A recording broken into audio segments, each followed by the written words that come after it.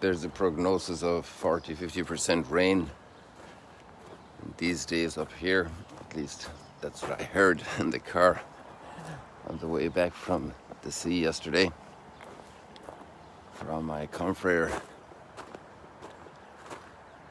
So that's why we have all this cloud. But that doesn't mean we will have rain. That's a typical situation here. There's much less rain than the prognosis. Where I think in Ireland there's more rain than the prognosis. Here we hope for rain, so we want to expect it to come. And in Ireland people hope it'll stop raining. So it will not be so oppressive, all the rain. I'm not sure, that's just my interpretation, okay?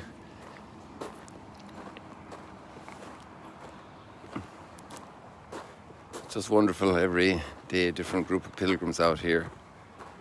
Some of them really take to it and they're out here every morning. There are always new groups coming. Beautiful moment of nature. God speaks to us through nature and through His Word. His revealed Word, inspired Word, Word captured so richly, so often by the prophets and the various writers of the scriptures who participated in that great symbiosis of human agency, writing, and divine inspiration.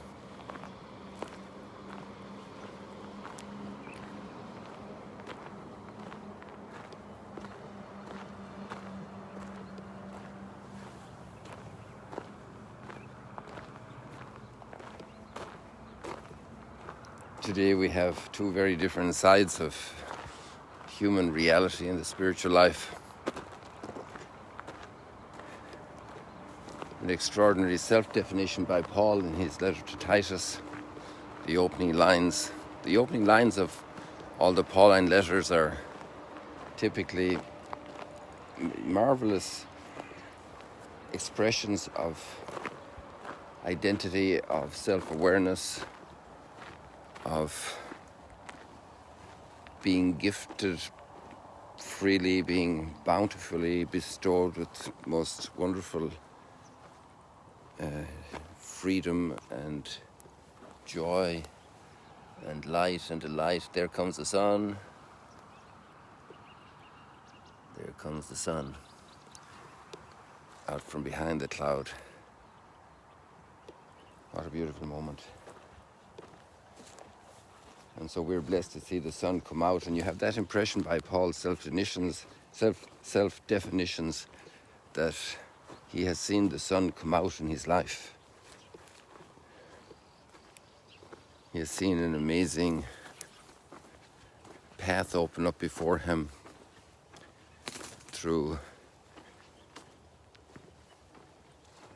all the jungle of human passions and struggle.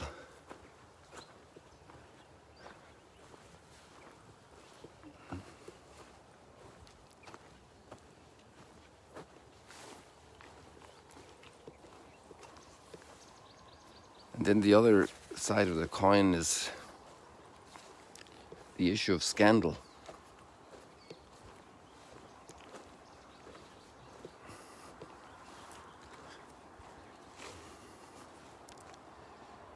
And it's also tied together with scandal that leaders could give, because Paul's instructions to Titus are about how he should be a leader in the community and how he should prepare and form leaders for the community. Now, many countries are in the process or just have recently elected new leadership. The challenge of choosing leaders, this is what Paul is addressing to Titus. And people have often a voice in that. in choosing leaders.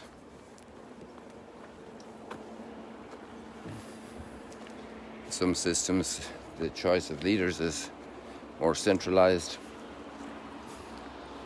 In some, it's very democratic.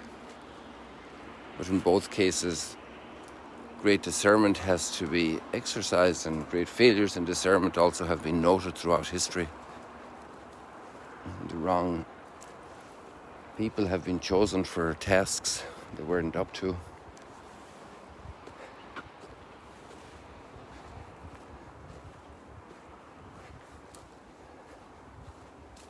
Or maybe they were, but they got corrupted in the process. And exposed to the experience of leadership and power, like we do for so many other things, one could take it for one's own advantage and not for the service to the people.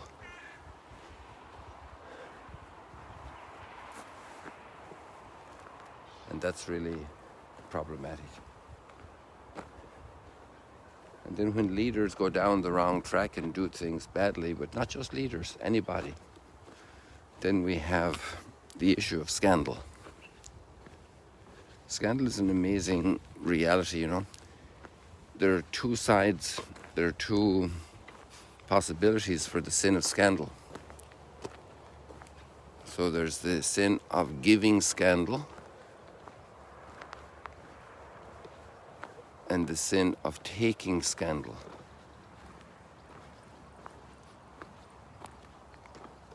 To be scandalized.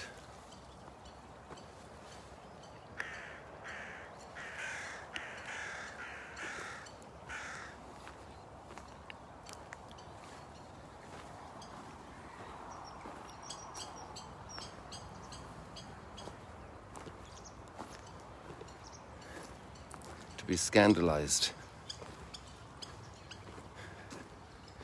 So when people give scandal, they do things completely counter to their identity or to their calling or to the gift of life. They do evil deeds. And especially when they're expected to do good deeds, people are horrified. And that's why it's often so prevalent in leadership positions to give scandal, because somebody in public service that appropriates funds for themselves. Wow, those fish just jumped there. I wonder if they'll do it again. Sometimes they'll do a couple.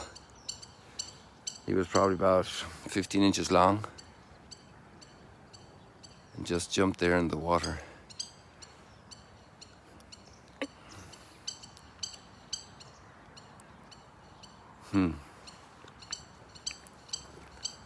I'm not sure if the camera was on it when it jumped.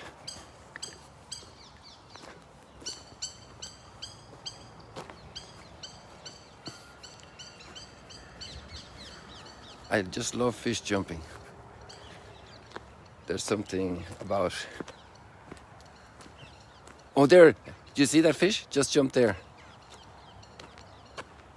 But both of them jumped towards the north, so this one is south of there, so it can't be the same one, can it?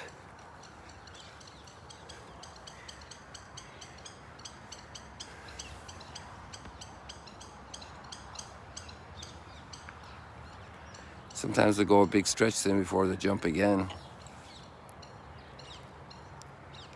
So that was two in a row, with two different ones, I think.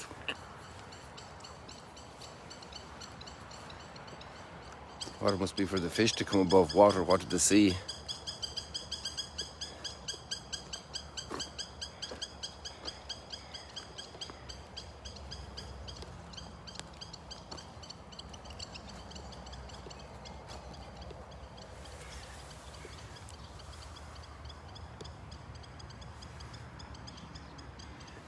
So going back to our topic of scandal,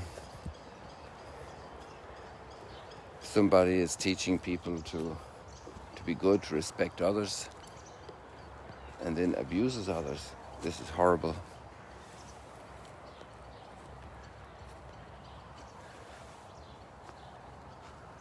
But then there's the other side to scandal, and that is when people take scandal. And to take scandal means Well, because this one did it, I'm going to do it. Because this bank manager stole money, I'm going to steal money. Because they took license to use public funds, I'm going to do it. Because they put some cronies in office, I'm going to do it. So we have the big temptation to indulge in self-benefiting actions that are unjust just because somebody else did it. And that's a very big misunderstanding of doing wrong, because when we do wrong, you might say, okay, somebody might say stealing this is going to be good for me. But actually, any act of doing wrong is intrinsically bad for me. Because I tried to get down there and I lost it. Hold on there, people, hold on. Hold your armchair. Hold tight. Got your back.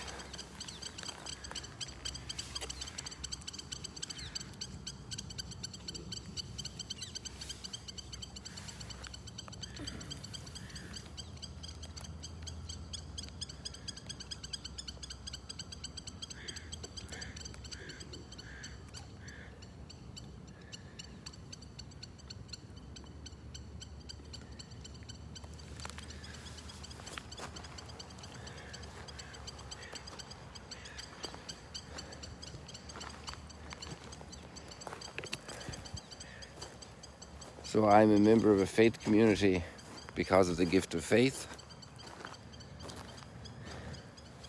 And somebody in the faith community commits a scandal, and I throw in the towel and I say, I'm quitting. I'm no longer going to believe in God. I'm no longer going to believe in my community. And this is not healthy reaction. This is taking scandal.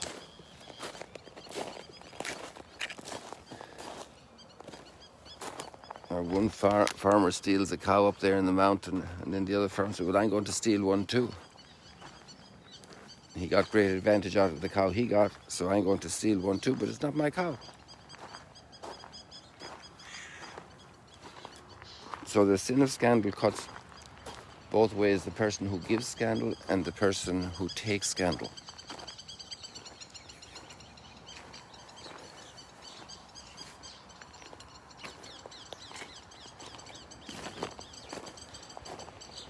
The psalm today brings light to our soul, like always.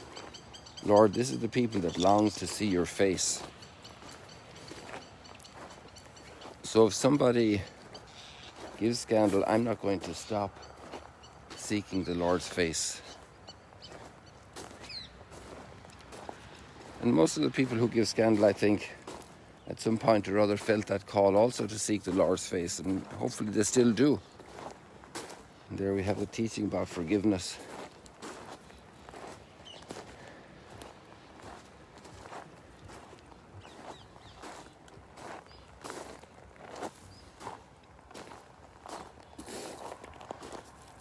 And it's very hard sometimes to forgive.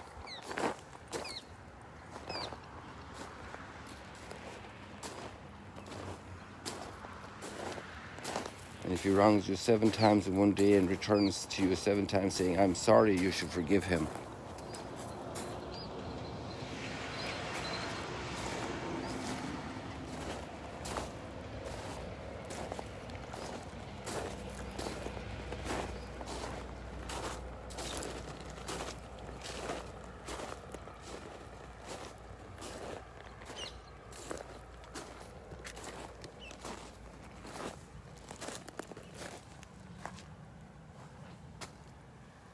Lord, increase our faith.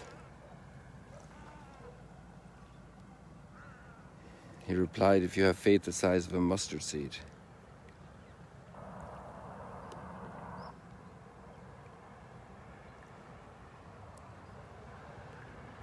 You could say to this mulberry tree, be uprooted, and it would obey you. Faith. Faith in face of all difficulties, of all scandals. Let God settle the things. I long to see your face, O Lord. Lord, this is the people that longs to see your face, that long for freedom, for joy, for love.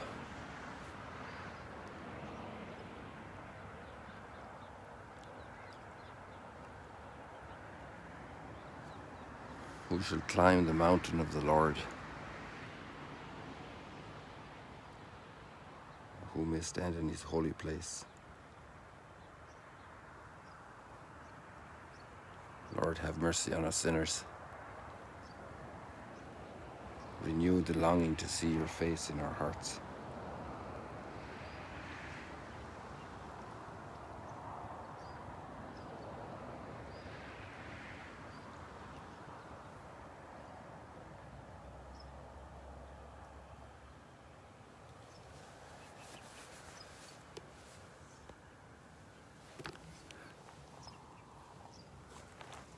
God bless you, people. You have Mount Arbel cliffs in the background there.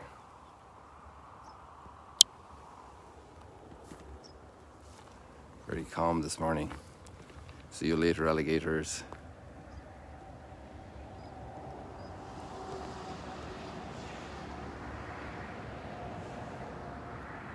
Come on.